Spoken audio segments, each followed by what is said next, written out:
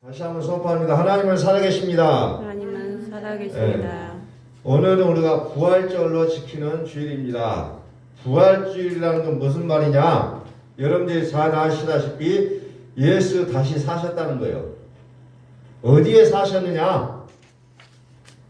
내 마음에 사신다는 거죠. 내 마음에. 내 마음에 사시지 않는 그리스도는 나와는 상관이 없는 얘기라는 거죠. 내 안에 살으시는 하나님, 그분의 이름을 그리스도라고 얘기하고 있다고 했습니다. 내 안에 살으시는 하나님, 하나님 내 안에 살으실 때 우리는 그것을 구원이라고 얘기했어요. 하나님이 사시지 않는 사람은 구원과는 상관이 없는 사람이라는 거죠. 그래서 제가 끊임없이 여러분들에게 말씀을 선포하기를 하나님은 살아계시다고 선포하고 있습니다.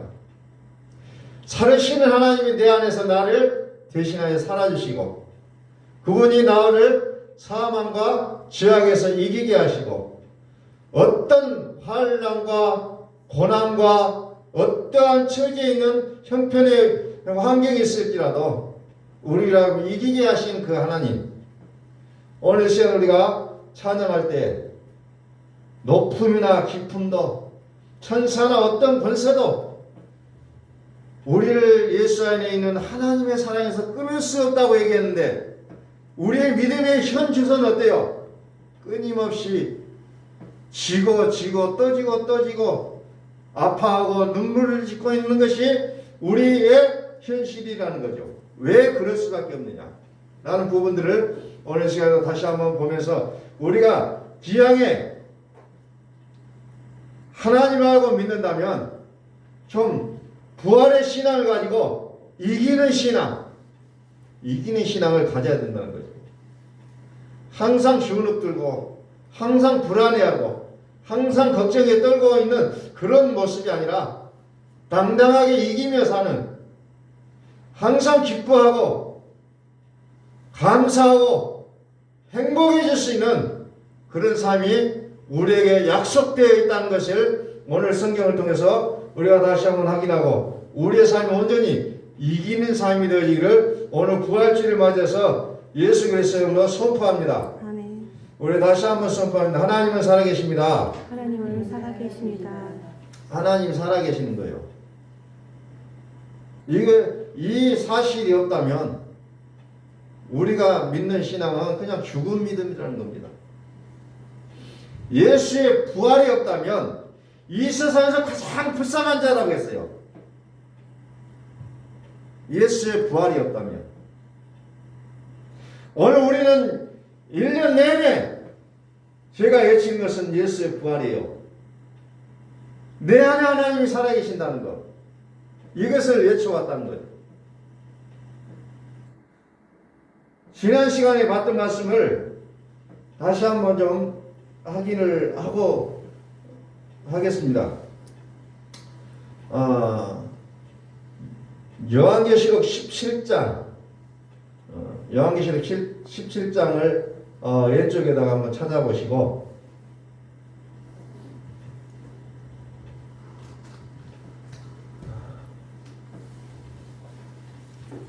다시 한번 좀 말씀을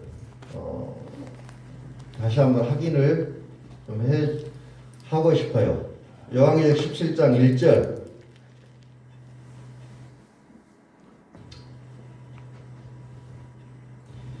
또 7 대접을 가진 7 천사 중 하나가 와서 내게 말하 이르되 이리로 오라. 많은 물 위에 앉은 큰 음녀가 받을 심판을 내게 보이리라. 물 위에 앉은 큰 음녀가 받을 심판. 심판을 누가 받냐면 큰 음녀가 심판을 받는다는 거예요. 큰 음녀가 심판을 받습니다. 4절 그 여자는 사주빛과 붉은 빛 옷을 입고 금과 보석과 진주로 꾸미고 손에 금잔을 가졌는데 그 여자 큰 음녀죠. 큰 음녀는 멋지게 지금 시장을 하고 멋진 포즈를 취하고 있는 거죠. 금잔을 또 들고 가증한 물건과 그의 음행에 더러운 것들이 가득하더라. 큰 음녀는 여기 보니까 어때요? 더럽다라고 표현하고 있습니다. 5절 그의 이마에 이름이 기록되었으니 비밀이라. 비밀인데 무슨 비밀입니까? 큰 바벨론이라 그랬잖아요. 큰 바벨론.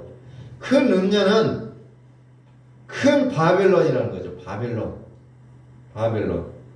땅의 음녀들과 가증한 것들의 엄이라. 우두머리라는 거죠. 우두머리.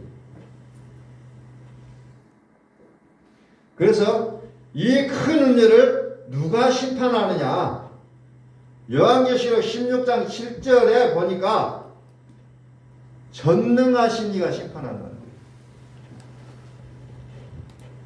거예요. 요한계시록 16장 7절.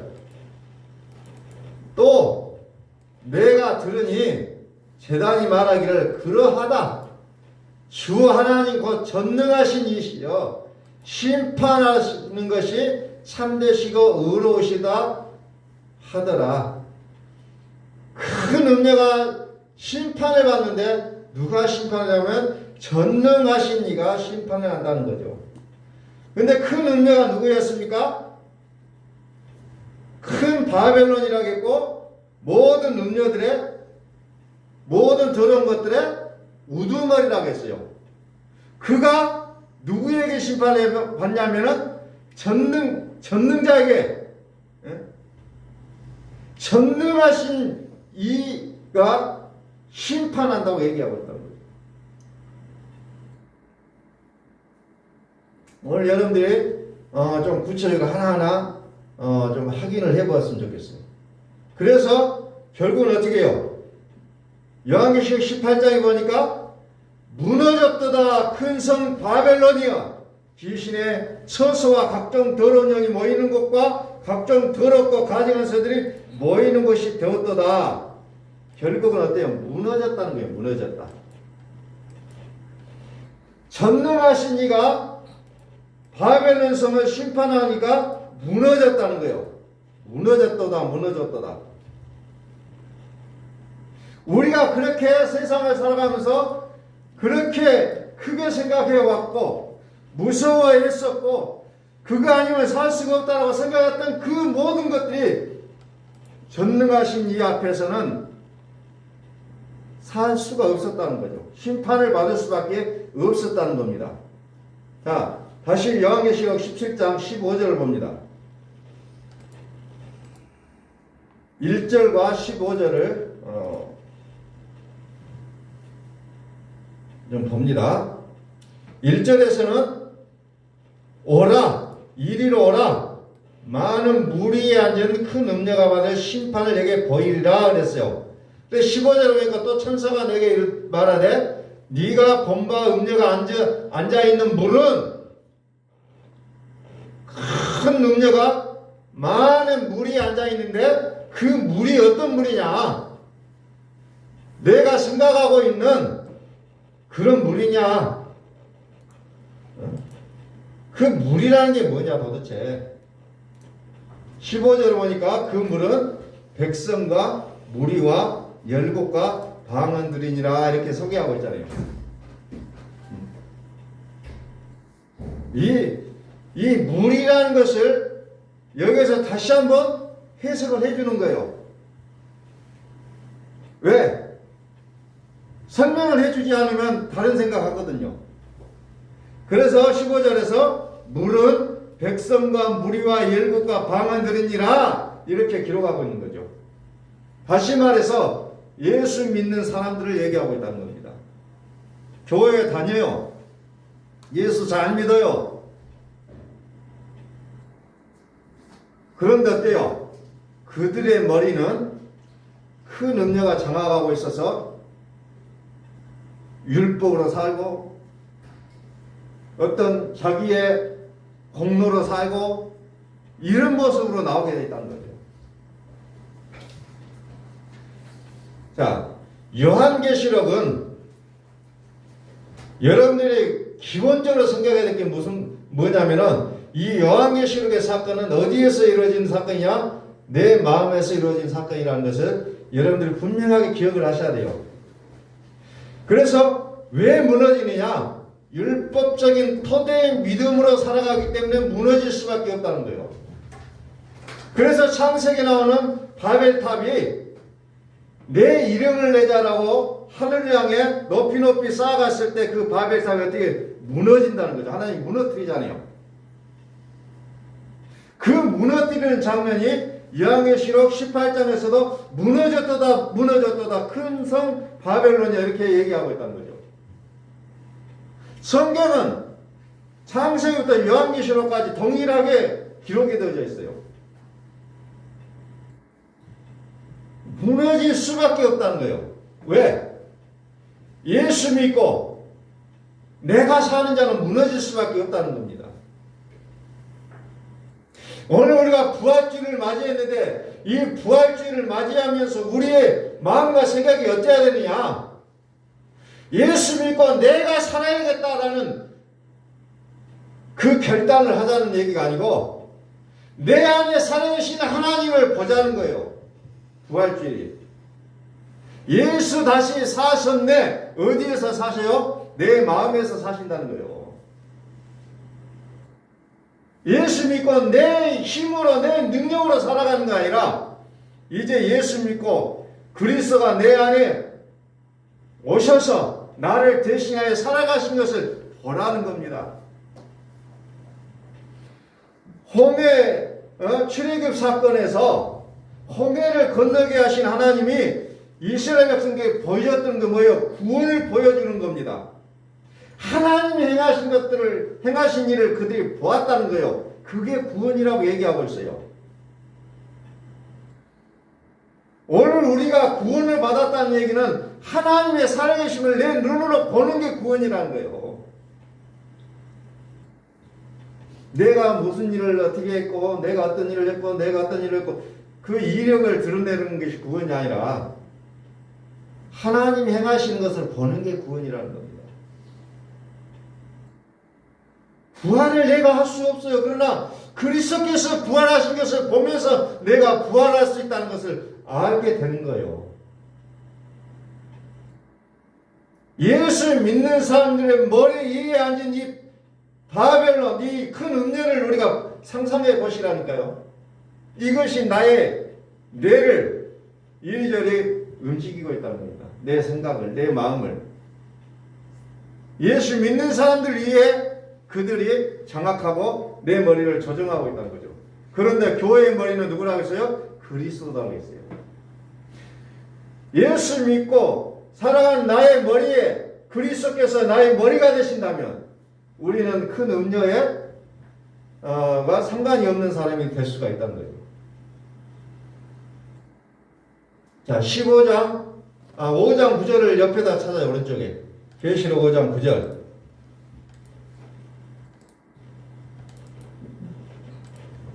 17장 15절과 계시록 5장 9절을 나란히 펴놓고 한번 보세요.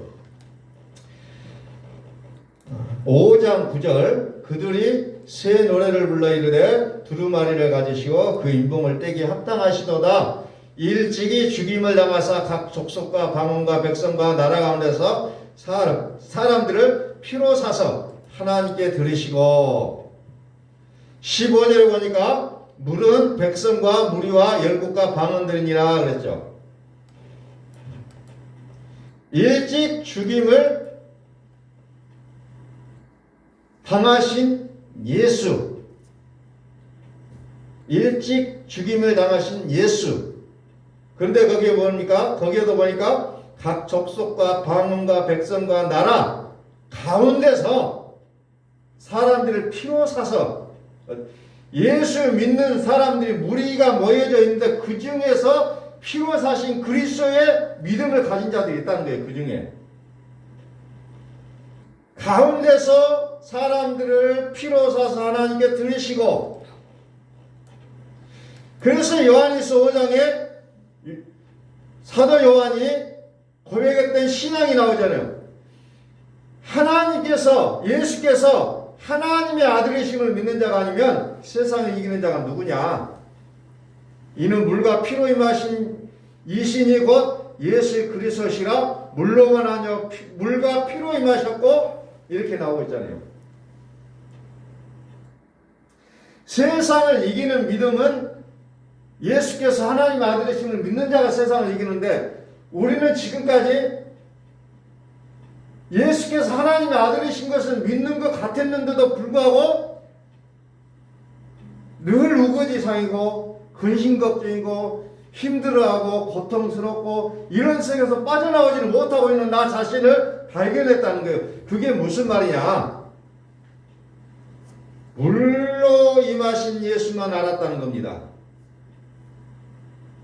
그러니까 물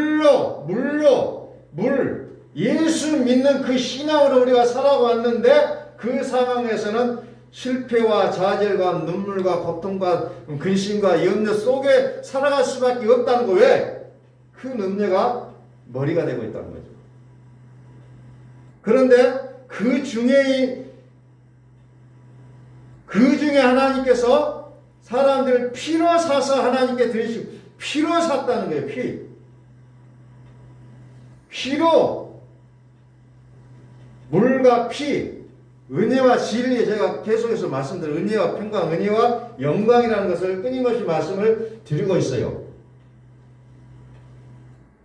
그래서 예수는 물이요 그리스도는 피라고 했고 그 피는 우리 양심까지도 깨끗하게 하고 이 피는 죄악을 이기게 한다는 거죠. 그래서 부활의 신앙은 죄악을 이기게 한다는 거예요. 우리가 방금 더 찬양을 했었습니다. 우리가 방금 찬양했어요. 예수의 그리스도가 곁에 계시면 모든 죄악에서 보호하시리 그랬어요. 모든 죄악에서. 그리스도의 신앙까지 나가지 않으면 음녀가 우리를 통제하고 있다는 겁니다. 그런데 사람들이 이를 내 마음대로 살고 있다고 얘기하고 있어요. 그래서 자기의 머리를 그렇게 시스템을 만들어가고 있다는 사실 자체를 인식을 못하고 있다는 거죠. 나는 내 인생을 내 마음대로 산다. 그런데 또 다른 주가 있었다는 겁니다. 또 다른 주가. 그래서 피로 사서 하나님께 드리시고 라는 부분을 여러분들이 조금 더 자세히 보셔야 됩니다. 도대체 우리는 언제 음내가 언제 깨트려지느냐? 저번 주에 우리가 봤었던 말씀을 다시 한번 우리가 짚고 나갑니다. 오늘 말씀과 좀 연결 부분이 있어서 또 한번 봅니다. 창세기 9장 8절. 그래서 부활의 신앙은 이기는 신앙이에요. 이기는 신앙. 내가 부활을 믿어요. 그런데도 왜 지고 있느냐? 오늘 말씀을 통해서 다시 한번 봅니다. 창세기 9장 8절. 하나님이 노아와 그와 함께한 아들들에게 말씀하여 이르시되 9절 내가 내 언약을 너희와 너희 후손과 너희와 함께한 모든 생물 곧 너희와 함께한 새와 가축과 모든 땅의 모든 생물에게 세우리니 방주에서 나온 모든 것 곧 땅의 모든 짐승에게니라. 언약을 세웠다는 거예요. 언약. 오늘 여러분들이 언약이 세워졌음을 우리는 기억해야 됩니다. 언약. 이 언약은 우리의 마음에서 이루어질 것들이에요. 언약을 세우되 모든 생물과 하나님 언약을 했다는 거예요. 그러면서 언약을 하되 11절에 내가 너희와 언약을 세우리니 다시는 모든 생물을 홍수로 멸하지 아니할 것이라 땅을 멸할 홍수가 다시 있지 아니하리라. 언약을 세우겠다. 언약을 세우겠다는 거죠. 영원히 세우는 언약. 다시는 물로 망하지 않겠다. 그러면서 자 12절 하나님이 이르시되 내가 너와 나와 너희와 및 너희와 함께 있는 모든 생물 사이에 대대로 영원히 세우는 언약의 증거는 이것이니라. 자, 언약의 증거가 나옵니다. 내가 내 무지개를 구름 속에 뒀나니 이것이 나와 세상 사이에 언약의 증거니라. 내가 언약의 증거로서 무엇을 냈냐면은 구름 속에 무지개를 뒀다는 거지. 이 무지개를 본 자는 어때요? 살아난다는 거지. 무지개. 이제 그래서 무지개가 구름 속에 있는 무지개. 그래서 요한계시록에는 뭐라고 얘기합니까? 뭐라고 해서 볼지어다. 구름 타고 오신 이를 볼지어다 그래요. 구름 타고 오시는 이는 여기 창세기에 봤을 때 그 속에 무지개를 얘기하고 있는 거죠. 다시 말해서 무지개는 그리스도를 지금 우리가 생각하게 하는 내용이에요. 지난 시간에 말씀드렸던 전능하신 이를 만나야, 전능하신 이를 만나야 우리가 이길 수가 있다는 거예요. 그런데 어때요? 그런데 하늘에는 많은 신이 있어요. 이 신을 다른 단어로 표현하면 하나님이라고 표현할 수가 있어요. 많은 하나님이 있어요. 또 많은 주가 있어요. 그런데 우리가 믿는 하나님은 한 분이고 우리가 믿는 그 주는 한 분이에요. 그런데 하늘에는 많은 하나님이 있고 많은 주가 있다는 거예요. 그러니 이거 답답하고 한장을 노릇 아니에요. 보이는 게 하나님으로 보여요. 눈을 들어보면 하나님으로 보인다는 겁니다. 그런데 요한계시록에 보면 만왕의 왕이시여 만주의 주시여 그분을 전능자라고 얘기하고 그리스도라고 얘기하고 있다는 거죠. 그러니 우리가 그 무지개를 보지 못하면 하늘을 눈을 들어보면 많은 하나님이 계시고 많은 주가 있다는 거예요. 고린도서 8장에 보면은 많은 신이 있고 많은 주가 있다고 얘기합니다.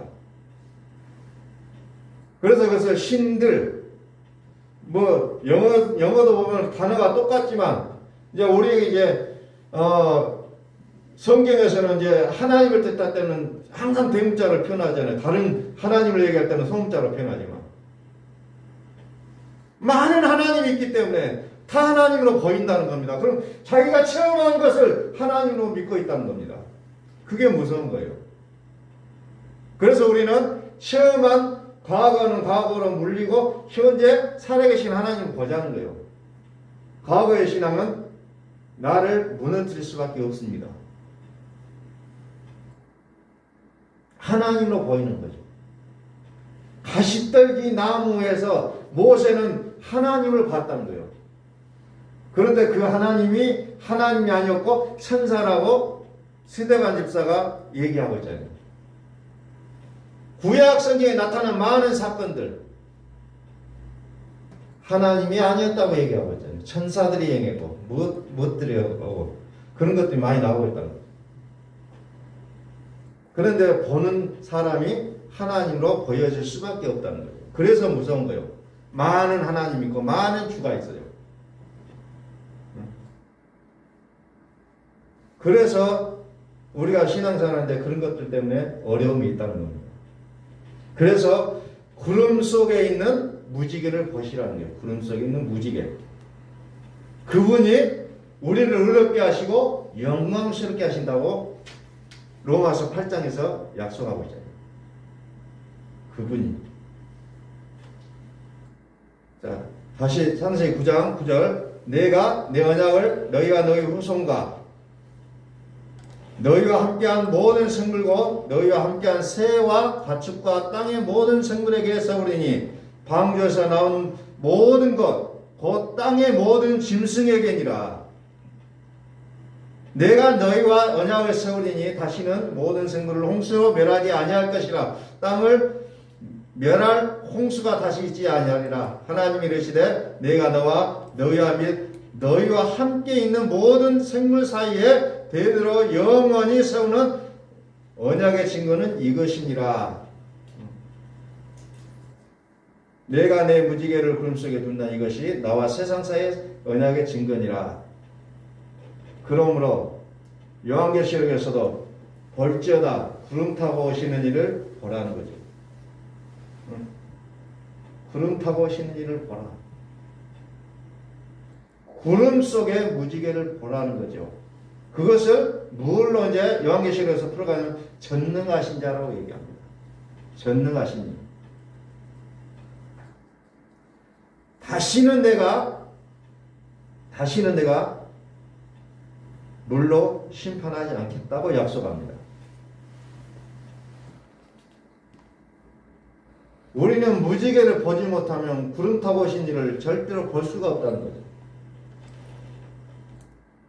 왜? 전능하신 이가 우리를 통치하셔야만이 볼 수 있다는 그런 내용을 우리에게 전달해주고 있습니다. 이것을 또 에스겔서 1장 26절에서 봅니다. 에스겔서 1장 26절.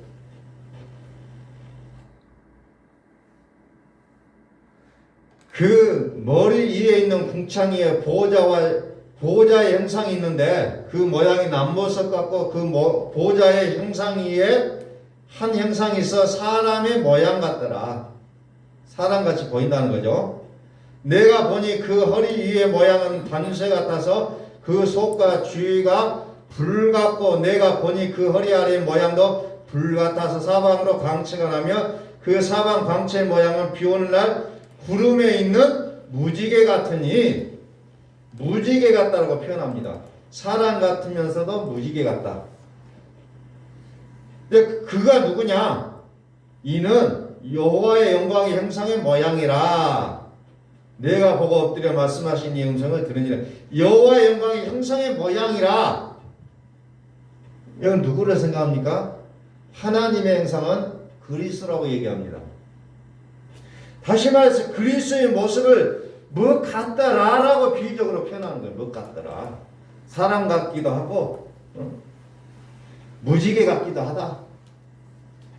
그러니까 성경은 전체적으로 포즈를 모으는 거예요. 그래서 한 분을 가리키고 있다는 거예요.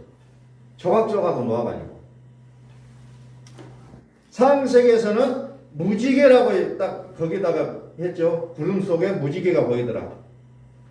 에스겔서 1장에 보니까 여기는 사람 모양 같은데 인자 같다 했잖아요. 사람의 모양으로 세상에 보셨잖아요. 그래서 사람 같다. 근데 그분이 사람이 아니잖아요. 그러면서 하나님의 형상이라고 얘기합니다. 하나님의 형상. 하나님의 형상은 성경에는 그리스도밖에 없음을 얘기하고 있습니다. 그리스도는 하나님의 형상이라. 그래서 오늘 우리는 하늘에는 많은 하나님이 있고 많은 주가 있는데 오늘 우리는 참신을 찾으셔야 된다는 거예요. 참신. 내 마음속에 수많은 바벨론이 담겨져 있다는 거예요. 내 마음속에. 나는 예수 믿는데요? 아니요. 믿어도 내 속에는 가지가는 것들이 가득 차 있다는 거죠. 이것을 하나씩 하나씩 뽑아내는 게 우리의 일이라는 겁니다. 뽑아내야 돼요. 그걸 뽑아내지 않으니까 성경이 자꾸 이 모양 저 모양으로 다 해석이 되는 거죠. 내가 가지고 있는 상태에서 성경을 보니까 내가 갖고 있는 모습으로 보이는 거죠. 성경이. 그래서 그리스도의 형상으로 성경을 보게 된다면 오직 성경에서 그리스도만 보이게 되어 있다는 거죠. 왜? 성경은 모든 선지자와 및 시편은 나에 관하여 기록한 것이라 그랬잖아요. 나에 관하여 기록한 것이다. 나에 대해서 기록하는 것이 성경이라고 예수님께서 말씀하셨잖아요. 그러니 성경을 보면은 그리스도가 계신 자의 성경은 오직 그리스도만 보이게 되어 있다는 거예요. 성경.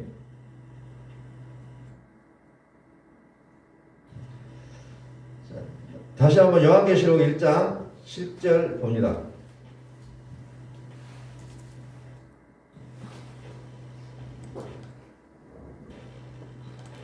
확인을 한번 하고 넘어가겠습니다.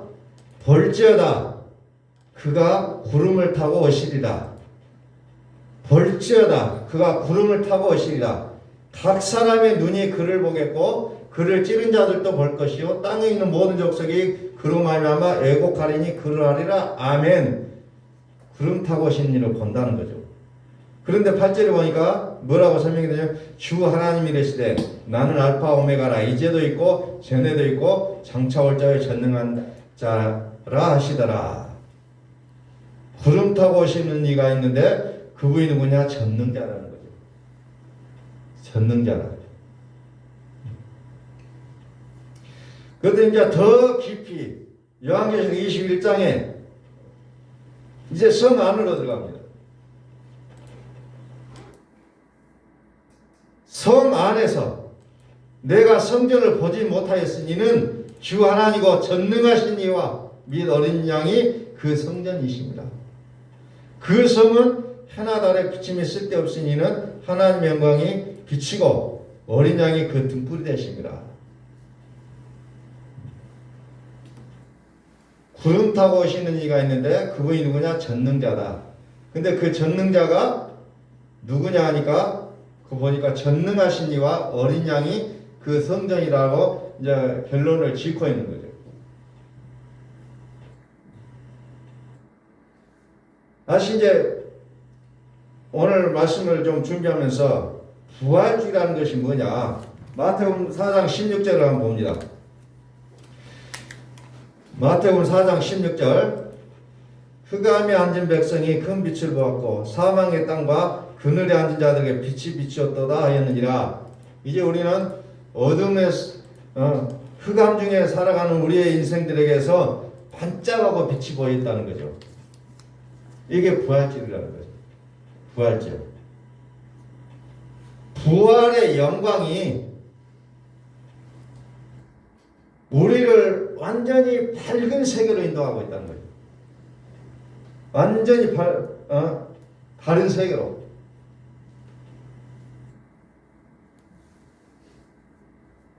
밝은 세계.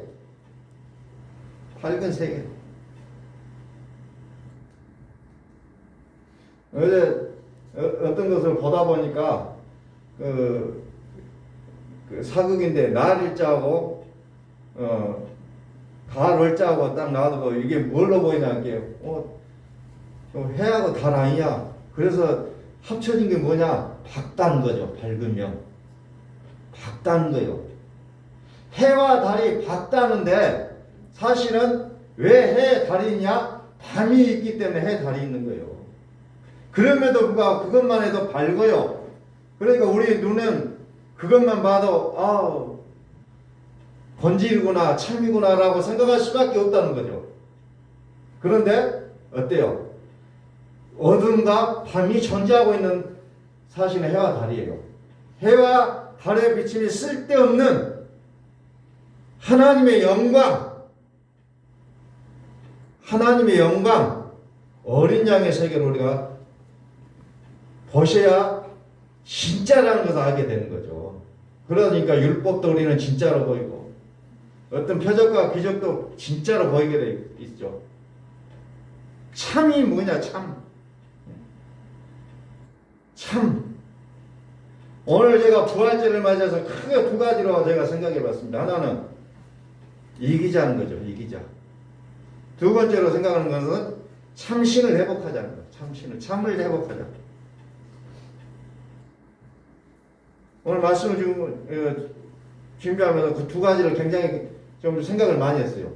참을 회복하자는 겁니다. 내 안에서. 자꾸 거짓을 참으로 오해하지 말고 참을 참으로 보고 거짓을 거짓으로 보는 우리의 눈이 좀 열렸으면 좋겠다.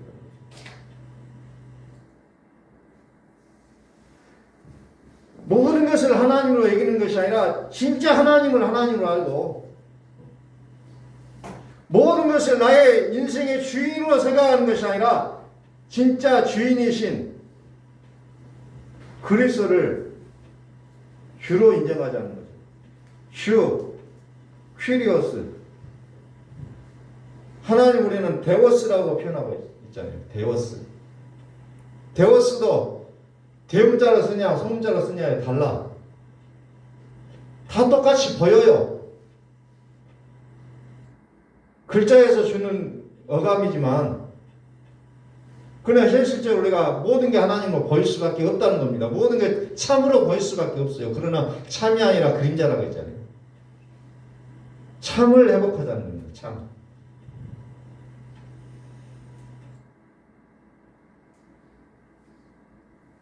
그래서 그 8장 고린도서 8장 5절에서 6절에 보면은 하늘이나 땅이나 신이라 불리는 자가 있어 많은 신과 많은 주가 있으나 그러나 우리에게는 한 하나님 곧 아버지가 계시니 만물이 그에게서 났고 우리도 그를 위하여 있고 또한 한 주 예수 그리스도께서 계시니 만물이 그로 말미암아 우리도 그로 말미암아 있느니라.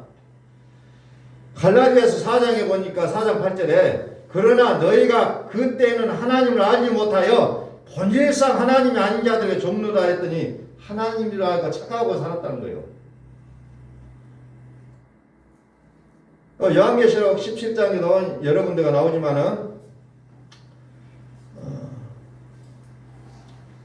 19장 15절 16절을 보면 그의 입에서 예리한 검이 나오니 그것으로 마묵을 치겠고 친히 그들을 철장으로 다스리며 또 친히 하나님 곧 전능하신 이의 맹렬한 진노의 포도주 틀을 받겠고 그 옷과 그 다리에 이름을 쓴 것이 있으니 만왕의 왕이요 만주의 주라 하였더라.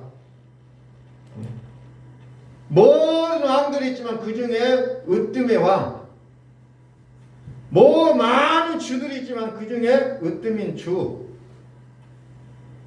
많은 하나님들이 있지만 그 하나님을 다스리는 으뜸의 하나님이 있다는 거예요. 그것을 회복하자는 겁니다. 그래서 오직 우리의 삶 속에는 성소가 아니라 지성소의 삶이 되자는 겁니다. 지성소는 뭐예요? 하나님 전능하신 이와 어린 양만 계시는 그곳을 우리는 지성소라고 얘기하고 있어요. 성소도 거룩해요. 성소도. 그런데 우리는 지성소가 회복되어져야 이기는 삶을 살아갈 수가 있다는 겁니다. 그래서 오늘 부활절을 맞이하는 우리가 해년마다 똑같은 부활절 또 찾아오고 부활절을 또 생각하면은 이제 어떤 분들은 또 이제 어떤 특별한 헌금을 하는 날로 생각하는 사람들도 있어요. 실질적으로. 그런데 우리가 해마다 찾아오는 이 부활절에 오늘 제가 다시 한번 말씀드립니다. 좀 참을 회복하고 이기며 살자는 거예요. 부활절이 주는 우리에게 어찌 보면 그거예요. 이기다는 것은 무슨 말입니까? 또 이제 우리가 인간적으로 살펴보면 뭐 어렵고 힘든 사람을 도와주자 뭐하자 그런 소리도 나올 수 있잖아요. 그러나 중요한 것은 참을 회복하고 이기며 살자는 겁니다. 이 두 가지의 내용에 제가 어찌 보면 좀 많이 사로잡혀 있었어요. 참을 회복하면은 이기는 것은 당연하죠, 사실은. 참을 회복하자는 거죠. 그래서 진리를 알지니 진리가 너희를 자유케 하리라. 진리가 참이잖아요. 진리이신 그리스도를 오늘 우리 마음 가운데 살게 하시고 그분이 우리를 통해서 일하시게 하실 수 있는 그런 우리의 삶이 되어진다면 우리는 온전히 우리의 삶 속에서 기뻐하고 즐거워하고 행복하고 이런 우리의 삶의 모습이 되어진다는 거죠. 되어진다. 오늘 부활절을 맞이해서 참이 회복되는 우리의 거룩한 부활주일이 되시기를 예수 그리스도 이름으로 축원합니다.